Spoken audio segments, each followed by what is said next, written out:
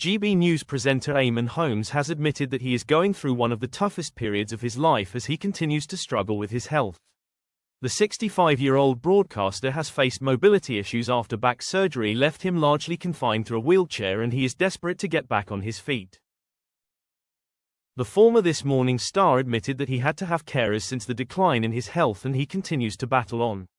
Speaking to Sunday World, Eamonn heartbreakingly said, "I have to have carers now looking after me. Somebody dresses me in the morning, somebody undresses me at night, somebody gets my food for me. I have to be tested with spinal injections to see if it will take, and then grow some life back into my spine and legs. It's all very experimental. I'll know next week. I'd say this is the toughest stage of my life ever. And I just battle on." He added that he is still continuing to try new treatments to try and get his life back on track. "I'm being tested for suitability for stem cell replacement next week to see if it would have any effect on my back and legs because I've been 2 years in a wheelchair," he said.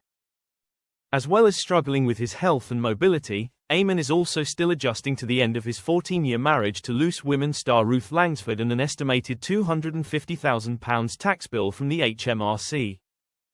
A long-running tax dispute with HMRC over his employment status cost him his Belfast home last year, which he revealed was a personal as well as a financial blow. He explained that he was registered as a freelance worker because he worked in so many different places, but he was soon stung for 10 years' worth of payments of back tax and national insurance, leaving him in a sticky situation. Eamonn admitted that he has to work because he has got no money and you need to work to pay for carers and staff and medical appointments, but I can only do that in London. He has become one of the biggest stars on GB News, presenting 3 days a week, and he is also gearing up to go on tour, following the success of his autobiography This Is My Life. He'll share his humble beginnings in Belfast, when his dad once had to ask the UDA not to attack his family, why he worked in a bar for 2 years after he'd become a primetime news anchor, and the famous friendships he's valued.